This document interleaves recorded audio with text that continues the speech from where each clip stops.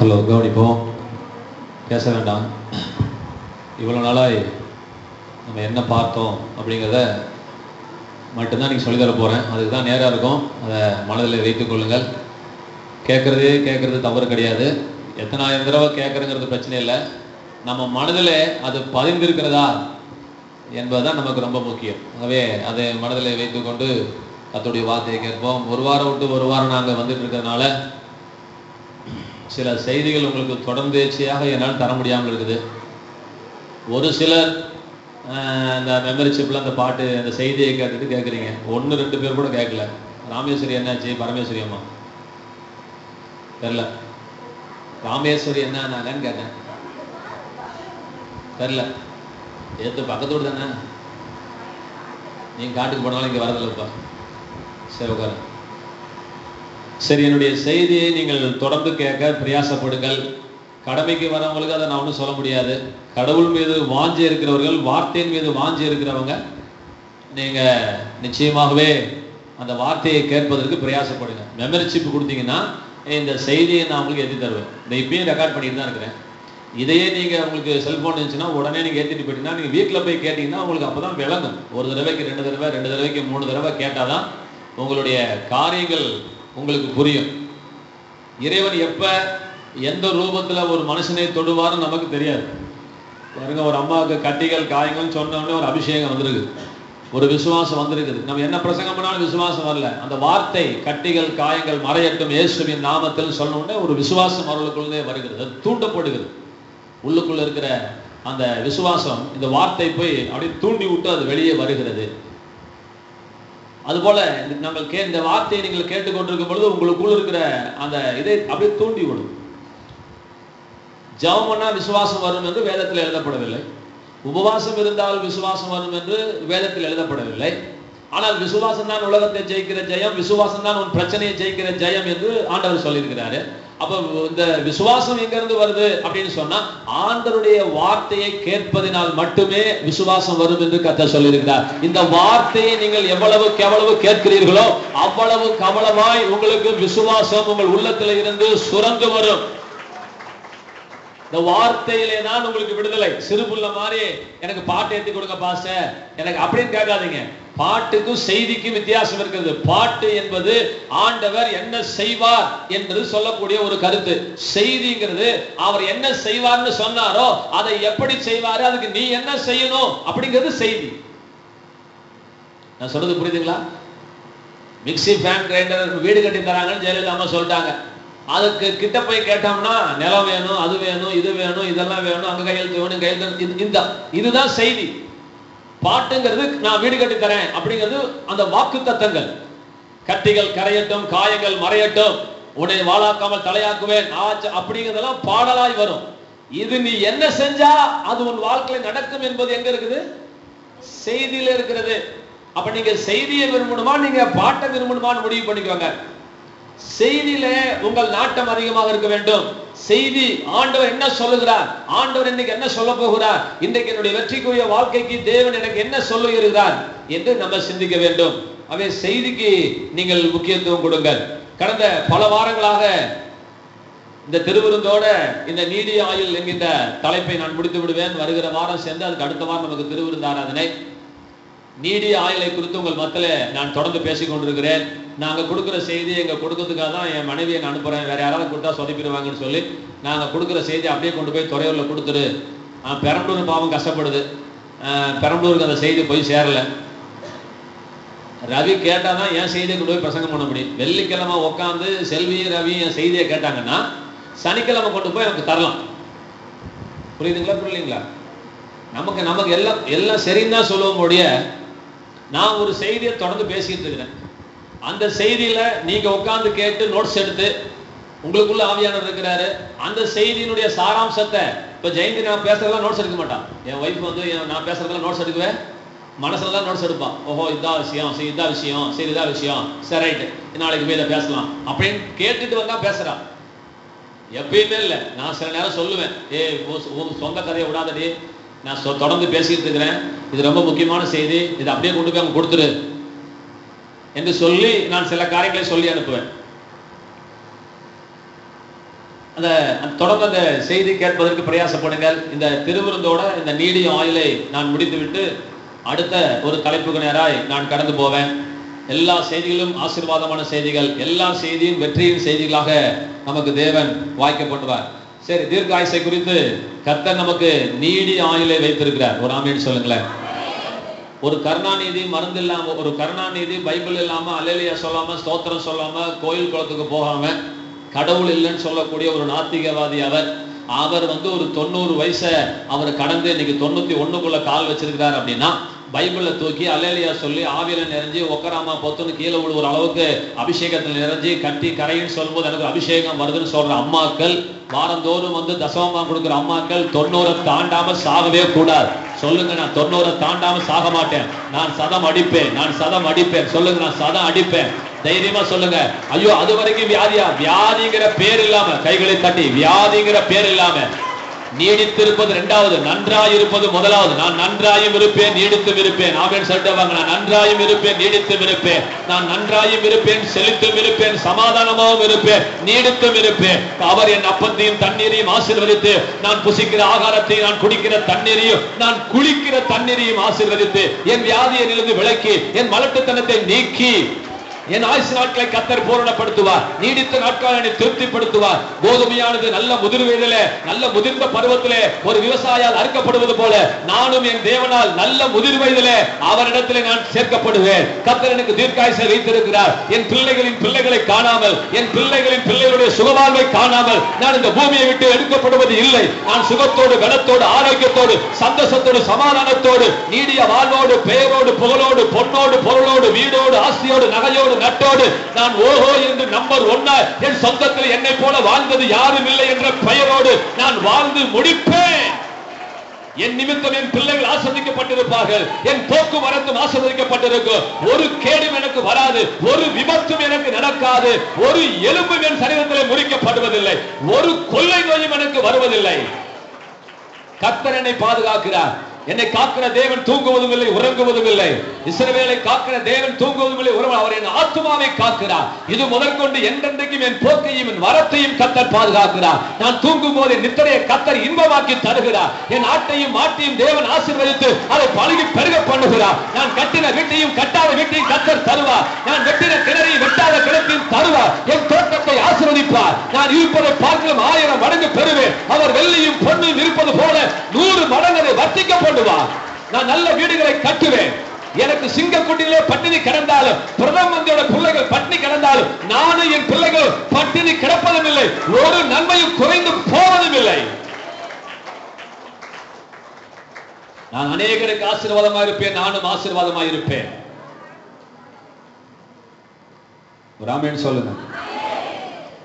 நிச்சயமா நம்ம வாழ போறோம். நான் மறுபடியும் சொல்றேன். நீ விதைச்ச நெல்லு விளையுதோ விளையிலையோ, நீ விதைச்ச மாங்கொட்டம் மரமாதோ இல்லையோ, நீ சொன்ன வார்த்தை பலனை காணாமல் போக மாட்டாய் என்று வானத்தையும் பூமியை உண்டாக்கின கர்த்தர் சொல்லி இருக்கிறார். கைகளை தட்டி, நீ வாயை திறந்து சொன்ன வார்த்தை, நீ வாயை திறந்து சொன்ன வார்த்தை ஏற்ற காலத்திலே அதன் பலனை நீ காணப்போகிறாய். அதன் பலனை காண்பாய், அதன் பலனை காண்பாய். சந்தோஷத்தோடு சொல்லி, அதன் பலனை காணப்போகிறாய், அதன் பலனை காணப்போகிறாய். அதன் பலனை நீ காணாமல் போவதில்லை, அதன் பலனை நீ காணாமல் போவதில்லை. உனக்கு சுகம் இல்லைன்னா உலகத்துல எவனுக்கு சுகம் இல்லை. நீ சாதிக்கலன்னா உலகத்துல எவனும் சாதிக்கல. உன்னால முடியலன்னா உலகத்துல எவனாலையும் முடியாது. உனக்கு இல்லைன்னா எவனுக்கு இல்ல சார். உனக்கு இருக்குது, நீ தேவனுடைய பிள்ளை. ஆமென் சொல்லுங்க. எத்தனை பேர் ஆதித்யா சேனல் டிவி பாக்குறீங்க? ஆதித்யா பாக்குறீங்களா? ஆதித்யான்னு ஒரு சேனல் வருதுங்களா? அதுல ஒருத்தர் பேசுவாரு, என்னமோ ஒரு மதன் பாபுன்னு ஒருத்தர் பேசுவார். ஆலன் பால் இல்லைங்க, அது ஆசீர்வாதம் சேனல். ஆசீர்வாதம் சேனல்ல பார்க்காதீங்க. அது நம்பர் 1 திருட்டு பசங்க. அவங்கலாம் உங்களுக்கு ஒரு கண்டாலும் தெரியாது. ஆசீர்வாதம் பார்க்கறது, ஏஞ்சலாவது ஆசீர்வாதமாவது எல்லாமே திருட்டு பயலுக்கு தான். நல்லா நான் வச்சுக்கொள்ளுங்க. எவனாவது ஒருத்தன் நீ போற சபை காணிக்கணும்னு சொல்லியிருக்கானா?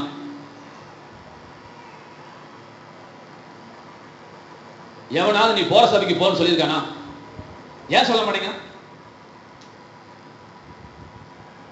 சிறத விடுங்க. அது பாயிண்ட் மாத்த வேண்டாம். அந்த மதன் பாபுன்னு ஒருத்தர் சிரிச்சுக்கிட்டே இருப்பார். எப்ப பார்த்தாலும் மதன் பாபு தானே. அவர் வந்து எப்ப பேசுறான்னு தெரியாது எனக்கு. ஆனா ஆதித்யால அவர் பேசுவார் சிரிப்புக்கு முன்னாடி இப்படி கையை பிடிச்சிட்டே பேசுவார். அப்படி அவர் பேசுற ஒவ்வொரு வார்த்தையும் கேளுங்க, நான் அங்க பண்ற அத்தனை பிரசங்கத்தை அவர் பண்ணிடுவார்.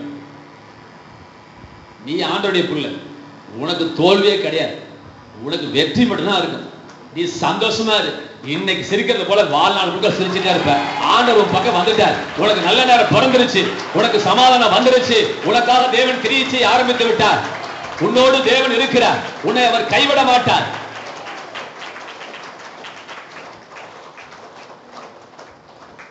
நான் சொல்லி ஏறலன்னா அவர் சொல்லியாவது ஏறட்டும். உங்களுக்கு வேற யாரை சொல்லி உங்களை ஏத்த வைக்கிறதுன்னு எனக்கு ஒன்றும் புரியல. அதை கூட ஆலங்பால் சபையில பேச மாட்டாங்க. அந்த அவர் பேசுறத கேளுங்க. 5 நிமிஷம் பேசினால முத்தா பேசுவார் மதன் பாபு. சும்மா கதை அடிக்க மாட்டார் இருந்தாலும். கேட்டிருக்கீங்களா? ஆதித்யா சேனல் பார்க்கும்போது அடுத்த தடவை சொல்றீங்க எனக்கு, நீங்க மதன் பாபுன்னு அதை சிரிச்சுக்கிட்டே பேசுவார். எப்ப பார்த்தா சிரிச்சுட்டே இருப்பார், கிக்கி கிக்கி கிக்கின்னு சிரிச்சுட்டே இருப்பார். அதனால சிரிப்புக்கே நடி, அதனால தான் ஃபேமஸ். சும்மா இருப்பது வாய் முழுக்க சிரிப்பார். அப்ப அவர் என்ன சொல்றாங்கன்னா, அப்ப நாங்க என்ன பேசிட்டு இருக்கோம் அப்படியே சுருக்கமா சொல்லுவார். நான் இயேசுமே அவர் இறைவன் பாரு, இவ்வளவுதான் விஷயம். நான் இறைவன் தான் சொல்றேன், அவர் இறைவன் சொல்றார். ஆக தேவன் நமக்கு நல்ல எதிர்காலத்தை வைத்திருக்கிறார். ஆமென் சொல்லுங்க. உன் பிள்ளைங்க எப்படி இருப்பாங்க, உன் மனைவி எப்படி இருப்பா, உன் புருஷன் எப்படி இருப்பான், உன் தோட்டம் எப்படி இருக்கும், உன் ஆடு எப்படி இருக்கும், உன் கிணறு எப்படி இருக்கும், இதில் உன் தூக்கம் எப்படி இருக்கும், உன் ட்ரெஸ் எப்படி இருக்கும்னு கர்த்தர் சொல்லியிருக்கிறார். ஆமென் சொல்லுங்க. உன் வாலிப பிள்ளைங்க எப்படி இருப்பாங்க, உன் வாலிப பையன் எப்படி இருப்பான், உன் பையன் எப்படி இருப்பானா கர்த்தர் கையில உள்ள அம்பை போல அவன் இருப்பான். பலவான் கையுள்ள அம்புகளுக்கு ஒப்பா இருக்கிறார்கள். கர்த்தர் என்ன நினைக்கிறாரோ அதை நிறைவேற்றுகிற ஒரு மகனாய் உன்னுடைய மகன் இருக்கணும். அப்படி உன் பிள்ளையை நீ வளர்க்கணும். கர்த்தர் சொன்னார்னா அதை செய்து முடிக்கிறவனாக, தேவ சித்தத்தை நிறைவேற்றி விட்டு வருகிறவனாக அவன் இருப்பான். உன் பொண்ணு எப்படி இருப்பான்னு கர்த்தர் சொன்னார் பாரு. எனக்கு ரொம்ப ஆச்சரியம். ஏன் கர்த்தரை போய் அதை பொண்ணு கொடுத்துட்டீங்க ஆண்டவரே? எனக்கு ஒரே வருத்தம். ஆண்டவரே, இந்த வசனத்தை போய் பிள்ளைங்களுக்கு கொடுத்துட்டியாப்பா. இல்லப்பா, பிள்ளைங்களுக்கு கொடுத்தாலும் பையனுக்கு இருக்கு, எடுத்துக்கோ. என்ன சொன்னாரு? ராஜ அரண்மனையில சித்திரம் தீர்த்து நன்கு செதுக்கப்பட்டு வரையப்பட்ட ஒரு தூணாக, அது 10ல் 1 தூணாக இல்ல, அந்த 1000 தூணையும் தாங்குகிற மூளை தூணாக உன் புள்ள இருப்பா. ராஜ அந்தஸ்தோடு உன் புள்ள வாழ்வா. கைகளை தட்டு. ராஜ அரண்மனையில ஒரு மூளைக்கல்லா இருப்பது போல ராஜ அந்தஸ்தோடு லைஃப்ல எல்லாரும் அண்ணாந்து பார்க்கிற அளவுக்கு உயர்ந்த ஸ்தானத்திலே கர்த்தர் உன் பிள்ளைய கொண்டு போய் வைப்பேன்னு கர்த்தர் சொல்லி இருக்கிறார். பிள்ளைய படிக்க வைக்கும் போது டெய்லி சொல்லுங்க, என் பிள்ளைக்கு கர்த்தர் வச்சிருக்கிற ராஜஸ்தானத்துக்காக நன்றி ஆண்டவரே. சொல்லுங்க, ராஜஸ்தானம். ஸ்தானம்னா இடம், ராஜஸ்தானம்னா ராஜ அவையிலே ஒரு இடம் கிடைக்கும் என்று கர்த்தர் சொல்லி இருக்கிறார். அது 8ஆம் கிளாஸ் படிச்சிருக்கு, 10ஆம் கிளாஸ் படிச்சிருக்கலாம் சொல்லல மாரியாத்தா. நல்லா புரிஞ்சுக்கோங்க. கர்த்தர் சொல்றாரு, உன் பிள்ளைங்க ராஜஸ்தானத்திலே அமர்த்தப்பட்டிருப்பார்கள். உன் பிள்ளைங்களுடைய வாழ்க்கை ஓஹோன்னு இருக்கும். ஐயா, உன் புள்ள முட்டாளா இருக்குதுயா, உன் புள்ள கல்யாணம் போயிட்டு போற இடம் அது ஒரு ராஜஸ்தானமா ஏன் இருக்கக்கூடாது? அது ஏன் அற்புதமான இடமாக இருக்கக்கூடாது? உன் புள்ள இல்லைன்னா அந்த வீடு இல்ல, உன் புள்ள இல்லைன்னா அந்த ஆபீஸ் இல்ல, அந்த தூண் இல்லைன்னா அந்த அரண்மனை இல்ல. அப்படி ஒரு ஆசீர்வாதத்தை நம்முடைய பிள்ளைகளுக்கு தேவன் தந்திருக்கிறார். உன் பிள்ளைங்க அப்படிதான் இருக்கும். ஒளிவ மர கன்றுகளை போல வளருவார்கள். உன் பந்தியை சுற்றிலும் ஒளிவ மர கன்றுகளை போல இருப்பார்கள். ஓங்கி வளரும் ஒளிவ மரத்தை போல இருப்பார்கள். பனை மரம் போல் செழிப்பார்கள். லீபனோனில் உள்ள கேதுருவை போல வளருவார்கள். நம்ம பிள்ளைங்க அப்படி இருக்கணும். நம்ம பிள்ளைங்க அப்படிதான் இருப்பாங்க. அப்புறம் போன வாரம் ஜெயந்தி ஒரு வசனம் சொல்லி கொடுத்திருக்கோம், மறந்துடக்கூடாது. நீதிமொழிகள் 4:18 நீதிமான்களுடைய பாதை. சொல்லுங்க, மிச்சம் யாரா சொல்லுங்க. போன வாரம் ஜெயந்தி சொல்லிச்சா சொல்லலையா? ஜெயந்தி துறையூர்ல சொல்லிச்சா சொல்லல? என்ன மாரியாத்தாமா? ஆனா தெரியல உங்களுக்கு இல்லையா? எல்லாத்துக்கிட்டையும் நான் குச்சி வச்சு மண்டையில கொட்டி சொல்லி தர முடியுமா? உங்களுக்கு ஒரு அறிவு வேணாமா? ஹலோ, இங்க கவனிங்க, யாரும் பேசக்கூடாது. வந்தது லேட்டு, உட்கார்றது பின்னாடி, அடிக்கிறது அரட்டை.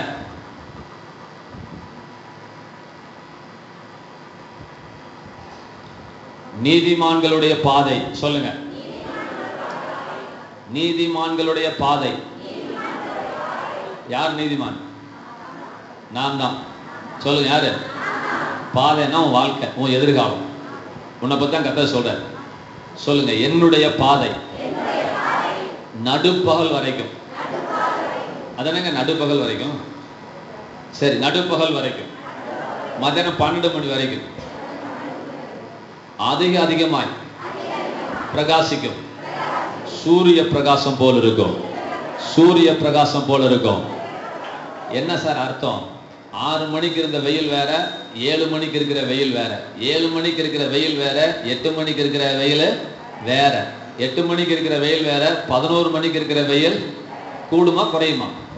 11 மணிக்கு இருக்கிற வெயில் வேற, 11:50க்கு இருக்கிற வெயில் வேற. கூடுமா குறையுமா? கூடும். அப்ப வெயில், ஏன்னா இது உச்சிக்கு போகல, அப்படியே ஏறிக்கிட்டே போகுது. உச்சிக்கு வருது. தூரம் இருக்கிற சூரியன் அப்படியே தலைக்கு மேல வருது. அது வரைக்கும் வெயில் என்ன செய்யுது சொல்லுங்க? அதிகமாய். இது மண்டையில பதிவு வைங்க. வந்து பிரசங்கத்தை இது ஒண்ணு மனசுல பதிவு வைங்க. வந்ததுக்கு அந்த அம்மா கட்டிய உள்ளுக்குள்ள விட்டது போல நீங்க இந்த ஒரு வார்த்தையை உள்ள விடுங்க. அதிகமாய். நல்ல மனசுல பதிவு வைங்க. அதிகமாய். என்ன சார் அதிகமாய்? 7 மணிக்கு இருந்த வெயிலை விட 8 மணிக்கு இருந்த வெயில் அதிகம். 8க்கு இருக்கிற வெயிலை விட 8:05க்கு இருக்கிற வெயில் அதிகம். என்ன சார் வெயிலை பத்தி பேசுறாங்க? நான் வெயிலை பத்தி பேசலப்பா.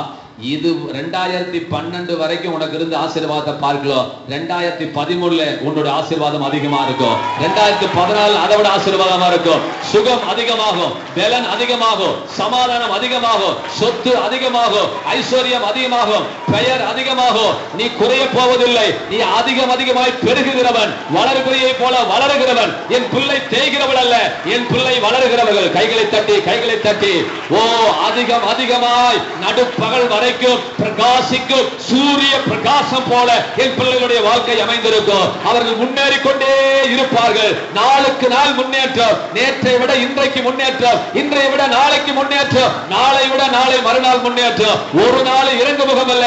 என் பிள்ளைகளுடைய வாழ்க்கையில எல்லா நாளும் எல்லா நிமிஷமும் ஏறுமுகமாக கர்த்தர் வைத்திருக்கிறார். கைகளை தட்டி நீ வெற்றியை எதிர்பார், நீ சமாதானத்தை எதிர்பார், உயர்வை எதிர்பார்.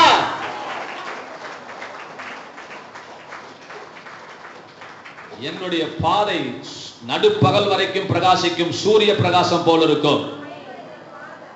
இதை விசுவாசிக்கணும். நீங்க சொல்லணும். நீங்க சொல்லலன்னா ஊரு போய் சேர மாட்டீங்க. வாயை திறந்து சொல்லணும். வாயில வரலன்னு சொல்லாதீங்க. மண்டையில அர்த்தம் புரிஞ்சுக்கிட்டீங்களா? இதுதான் விஷயம். சூரியன் எப்படி 12 மணி வரைக்கும் அதிகமாய் பிரகாசத்துல கூடிக்கொண்டே போகிறதோ அது போல என் பிள்ளைகளுடைய வாழ்க்கையில நாளுக்கு நாள் ஒருபடி முன்னேறி கொண்டுதான் போவார்களே, இறங்கி வர மாட்டார்கள். என் பிள்ளைகள் ஏறுமுகத்தில் இருப்பார்கள். சந்தோஷம் பெருகும்.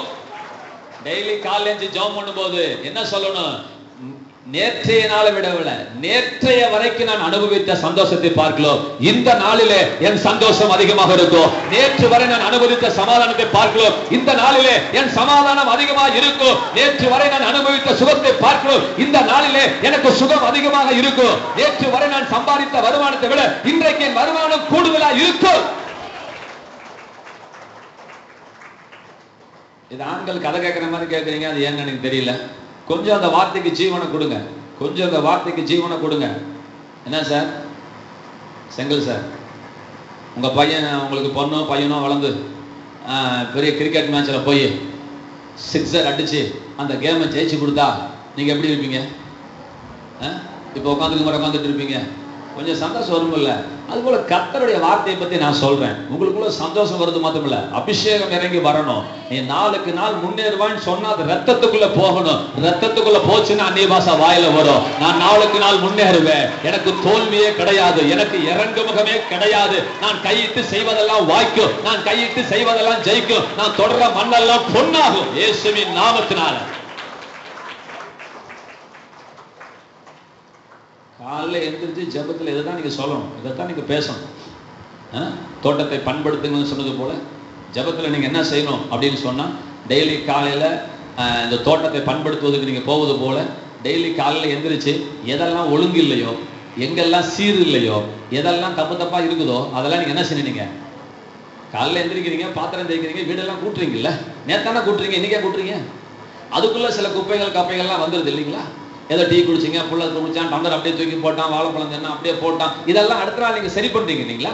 இது போல நீங்க ஜெபத்துல உட்காந்துக்கிட்டு அம்மா தாய் எல்லாரும் கவனிங்க, ஐயாவும் கவனிக்கணும். அம்மா எல்லாம் சொல்லிட்டாங்க ஐயா ரெஸ்ட் எடுக்கக்கூடாது. அப்ப என்ன செய்யணும் ஜெபத்துல அப்படின்னு சொன்னா, உன் வாழ்க்கையில எங்கெல்லாம் ஒழுங்கின்மைகள் இருக்கிறது, எங்கே சீர்கேடுகள் இருக்கிறது எல்லாம் விளைவிக்கோங்க. நிச்சயமா நான் சொல்றேன், அதை இறைவன் செய்ய மாட்டான். இதுதான் தப்பு. இங்க வருவதில்லை, அதான் நோக்கம். நீங்க தயவுசெய்து ஒண்ணு கத்துக்கோங்க. இப்ப கூட திருவள்ளூர்ல போய் கேட்டேன், ஒரு பேனாவை இதை வச்சிடறேன், இது ரிமோட், இதை வந்து உலகத்தில் இருக்கிற எந்த தெய்வமாவது இதை 1 இன்ச்சு நகர்த்த முடியுமா? இப்ப கூட்ட முடியறதுக்குள்ள முடியாது. ஏன் அதை சொன்னா ஏத்துக்க மாட்டேங்கிறீங்க? ஏன்? இது நீ செய்ய வேண்டிய வேலை, நீ தாண்டா செய்யணும். இது நீ செய்ய வேண்டிய வேலை. சவுண்டை கூட்டுறது குறைக்கிறதெல்லாம் இறைவன் செய்யற வேலை இல்லை, நீ செய்ய வேண்டிய வேலை. புள்ள இறைவனை பெற்று கொடுக்குறான். நீ கணவனோடு நீ மனைவியோடு இருக்கும் பொழுதுதான் உனக்கு புள்ள கிடைக்கும். ஓட்ட பார்த்து தண்ணி ஊற்றினா தண்ணி ரொம்ப போறது கிடையாது. நீ செய்ய வேண்டியதை நீ செய்யும் பொழுதுதான் நீ செய்ய முடியாததை இறைவன் உன்னோடு இருந்து உனக்கு செஞ்சு கொடுப்பான். நீ சோம்பேறியா உட்கார்ந்துட்டு இருக்காத. டெய்லி காலைல எந்திரிச்சு நீ என்ன செய்யணும்னு சில டியூட்டிஸ் இருக்குது சார். உன் குடும்பத்துல என்னென்ன பிரச்சனை இருக்குதோ அதை நீ சரி பண்ணணும். முந்தா நேத்து வேணியை கூட்டிட்டு SRMல ஒரு மாஸ்டர் ஹெல்த் செக்கப்புக்காக போனேன். ஒரு வியாதியும் இல்லை, ஒரு செக்கப், ஒரு ஜெனரல் செக்கப். வியாதி வருமா, மூட்டு வலி வருமா, இருதய வியாதி வருமா, உன் இருதயத்தினுடைய பலன் எவ்வளவு இருக்குது, இதெல்லாம் ஒரு ஜெனரலா ஒரு 1000 ரூபாய்க்கு அவன் செக்அப் பண்ணி கொடுக்குறான். காலைல 8 மணிக்கு போய் 2 மணிக்கு தான் நாங்க வந்தோம். ரைட். அப்ப போயிட்டு வரும்பொழுது டோல்கேட்ல, திருச்சி டோல்கேட் நமக்கு தெரியாம இல்லை, இங்க இருந்து போகும்போது டோல்கேட் வர, நாங்க போகும்போது டோல்கேட்ல மீட் பண்ணிக்கிறோம் முசில்ல இருந்து. அப்ப டோல்கேட்ல 3 போலீஸ் நிக்கிறாங்க.